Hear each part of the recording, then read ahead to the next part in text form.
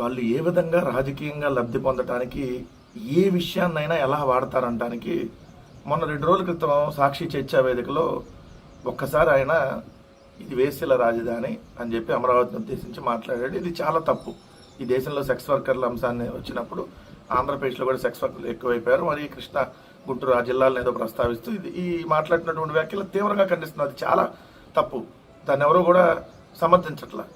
కానీ ఆయన ఒక్కసారి ఆ పదాన్ని అంటే వీళ్ళు 100 సార్లు 1000 సార్లు ఆ పదాన్ని అసలు మనం మాట్లాడటానికే ఇష్టపడలే. ఆ పదాన్ని ఆ టైప్ రాజధాని అని చెప్పి వీళ్ళు 100 1000 సార్లు వీళ్ళే చెబుతున్నారు. మహిళల చేత చెప్పిస్తున్నారు. ఆంధ్రప్రదేశ్ పరువుని తీస్తా ఉన్నారు వీళ్ళు.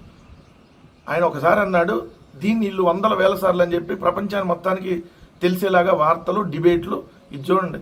అది వేశ్యల రాజధాని అని చెప్పి ఆంధ్రజ్యోతి హెడ్డింగ్. అట్లానే ఇది చూస్తే అమరావతి మహిళలపై అనుచిత వ్యాఖ్యల, కృష్ణరాజు జుగుప్సారావు వ్యాఖ్యలు, వారి చిత్రపటాలకు చెప్పు దెబ్బలు, దిష్టిబొమ్మ దహనం, భారతరెడ్డి స్పందించాలి, బగ్గుమన జర్నలిస్ట్ సంఘాలు, సాక్షి పత్రిక ప్రతుల దహనం, కృష్ణరాజు కొమ్మినేనిపై చర్యలు తీసుకోండి, సిగ్గు లేకుండా మళ్ళీ సమర్థింపు, ఇది పాత్రికేయుడు కృష్ణరాజు తీరు, జగనన్న కనెక్ట్స్ ద్వారా వీడియో. అసలు దీనికి భారతమ్మకి ఏం సంబంధం, దీనికి సాక్షి టీవీకి ఏం సంబంధం? అంతే సాక్షి టీవీలో ఓ చర్చలో ఒక అతను ఒక మాట మాట్లాడితే అది సాక్షి యాజమాన్యానికి అక్కడ ఉన్నటువంటి యాంకర్కి వీళ్ళందరికీ సంబంధమా? మరి చేబ్రోలు కిరణ్ అనేటటువంటి ఒక శాడిస్ట్ సైకో చేత ఇష్టం వచ్చినట్టుగా ఇదే భారతమ్మ గారిని తిట్టించినప్పుడు మరి అక్కడ యాంకర్ మీద ఎందుకు కేసు పెట్టలా?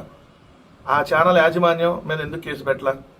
అది తెలుగుదేశం పార్టీ ఆఫీస్ ఐటీడీపీ నుంచి వస్తుంది కదా, నారా లోకేష్ ఆధ్వర్యంలో నడుపుతున్నటువంటి ఆ జుగుప్సాకరమైన ఛానల్స్ అవి కదా యూట్యూబ్లు. మరి వాళ్ళ మీద ఎందుకు చర్యలు తీసుకోవాలని చెప్పి ఎందుకు మరి ఈ మహిళలు కానీ ఎవరైతే అమరావతి ముసుగులో మాట్లాడుతున్నటువంటి మహిళలు కానీ ఆ కుహానా జర్నలిస్టులు ముసుగులో ఆ కుహానా మేధావులు కానీ వీళ్ళందరూ ఎందుకు మాట్లాడట్లా? మరి ఇదే విధంగా TV5 అనేటటువంటి ఒక ఛానల్లో యాంకరే సినిమా ఇండస్ట్రీని పట్టుకొని ఎల్ఎం భాష మాట్లాడాడు. మనం ఇక్కడ వాడలేనటువంటి భాష. మరి యాంకర్ మీద చైర్మన్ మీద మరి ఇప్పటి వరకు ఎందుకు చర్యలు తీసుకోలేదు? ఏమయ్యా మరి ఎందుకు డిమాండ్ చేయలేదు మీరు అందరూ? అలానే బీజేపీకి సంబంధించినటువంటి విష్ణువర్ధన్ రెడ్డిని కొలికిపూడి శ్రీనివాసు చెప్పుతో కొట్టాడు. మరి కొట్టించింది వెంకటకృష్ణ, కొట్టమని చెప్పింది ఎవరైతే ఏబిఎన్ రాధాకృష్ణ కదా. మరి వాళ్ళందరి మీద ఎందుకు చర్యలు తీసుకోవాలి కదా? మరి ఎందుకు మీరందరూ మాట్లాడరు? సీమరాజు అనేటటువంటి ఒక అడవి మృగాన్ని కూర్చోబెట్టి ఇష్టం వచ్చినట్టుగా భారతమ్మని లేదంటే వైఎస్ఆర్ కాంగ్రెస్ పార్టీకి సంబంధించినటువంటి మహిళల్ని మాజీ ముఖ్యమంత్రి జగన్మోహన్ రెడ్డి గారిని ఇష్టం వచ్చినట్టుగా మీరు అసలు నోట్లో పలకలేనటువంటి మాటలు మాట్లాడిస్తున్నారు కదా. మరి ఆ ఛానల్స్ వాళ్ళు కదా బాధ్యత తీసుకోవాల్సినప్పుడు.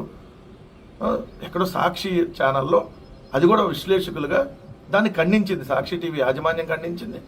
దాన్ని మీరు ఇంకా రాజకీయం చేస్తూ కిరాకార్పి అనేటువంటి ఇంకో సైకో గాడిని కూర్చోబెట్టి ఇష్టం వచ్చినట్టుగా మాట్లాడిస్తున్నటువంటి ఆ ఛానల్లో వాళ్ళందరి మీద చర్యలు తీసుకోవాలి కదా. మరి ఇదే ఆంధ్రజ్యోతి రాధాకృష్ణ గారి భార్య చనిపోయినారు. ఇప్పుడు బతుకున్నప్పుడే జరిగింది. కొలిక్పూడి శ్రీనివాసు ఏదైతే అమరావతి జేఏసీ మీద దాడి చేయడం అంటే నాకు తెలిసి బతుకున్నప్పుడే జరిగింది. మరి ఆమె కూడా డైరెక్టర్గా ఉన్నారు కదా, మరి ఆమె కూడా చర్యలు తీసుకోవాలి కదా.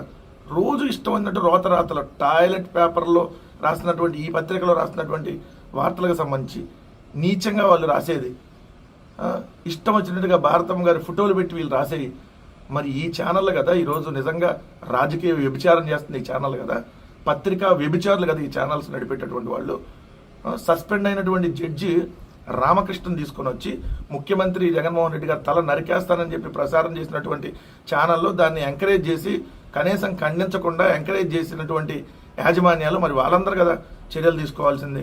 ముఖ్యమంత్రి గారిని పట్టుకొని బోషిడికి అని అన్నటువంటి వ్యక్తి మీద సమర్థిస్తూ 2 రోజులు దీక్షలు చేసి సిగ్గులేని మీ తెలుగుదేశం పార్టీ కడుపుకి అన్నం తిని మాట్లాడట్లా, ఇష్టం వచ్చినట్టుగా రోజు ఇష్టాంతిగా మాట్లాడతా మీరు మళ్ళీ దాన్ని వైఎస్ఆర్ కాంగ్రెస్ పార్టీకి జగన్మోహన్ రెడ్డి గారికి భారతమ్మ క్షమాపణ చెప్పాలా? మీ బతుకులకు భారతమ్మ గారు క్షమాపణ చెప్పాలా? మీరు చేసేటటువంటి నీచమైనటువంటి కార్యక్రమాలు, భారతమ్మ గారి గురించి రోజు మీరు పెట్టేటటువంటి హెడ్డింగ్లు, ఛానల్లో కూర్చొని ఇష్టమైనట్టుగా మాట్లాడుతూ యాంకర్ల ముసుగులు, విశ్లేషకుల ముసుగులు, ఛానల్ యాజమాన్యమే డైరెక్ట్గా పెట్టేటటువంటి హెడ్డింగ్లు, భారతమ్మ గారి మీద మీరు పెట్టినటువంటి హెడ్డింగ్లు, మరి వీటన్నిటికి కదా సమాధానం చెప్పాలి. ఇవన్నీ ఇప్పుడు ఈరోజు మరి వీళ్ళందరూ మహిళల గురించి చాలా మాట్లాడుతున్నారు కదా. బాలకృష్ణ గారు మాట్లాడిని ఆడది కనపడితే కడుపైనా చేయాలి, ముద్దైనా పెట్టాలని మాట్లాడిని. ఇదే బండారు సత్యనారాయణమూర్తి మాట్లాడినటువంటి మాటలు, అయ్యన్న పాత్రుడు మాట్లాడినటువంటి మాటలు, మహిళా హోంమంత్రిని ఉద్దేశించి కిరా కార్పి గారు రోజా గారిని రోజా గారి పందికొవ్వు తిరుమల లడ్డులో కలిపామని మాట్లాడాడు.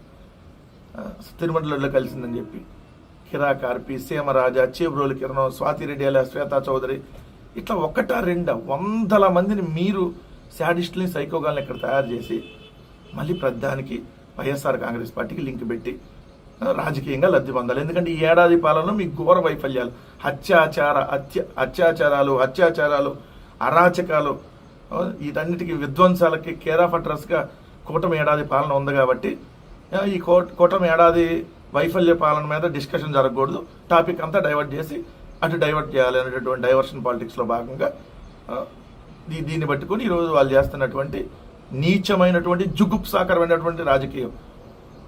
ఆయన ఒకసారి ఆ మాట అన్నాడు, తప్పు. మీరు 100 సార్లు దాన్ని రిపీట్ చేయడం మీరు కూడా తప్పు. ఆంధ్రప్రదేశ్ రాష్ట్ర పరువును దయచేసి తీయొద్దు.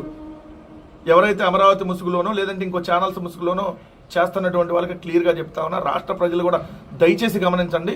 వీళ్ళు ఏ విధంగా వాడుకుంటారో ఆఖరికి వాళ్ళు తెలుసు. చంద్రబాబు నాయుడు గారు అయితే ఏ విధంగా వాడుకొని లబ్ధి పొందాడో, ఎవరో ఒక వ్యక్తి ఒకసారి అంటే దాన్ని ఆయన 100 సార్లు ఏడ్చినట్టుగా నటించి, సో ఇప్పుడు సేమ్ మళ్ళీ ఇదే రాజకీయానికి తెరలేపారు. 2029 దాకా వీళ్ళు ఇదే నడుపుతారు. చూడండి, ప్రతిరోజు దీని మీదే మాట్లాడతారు.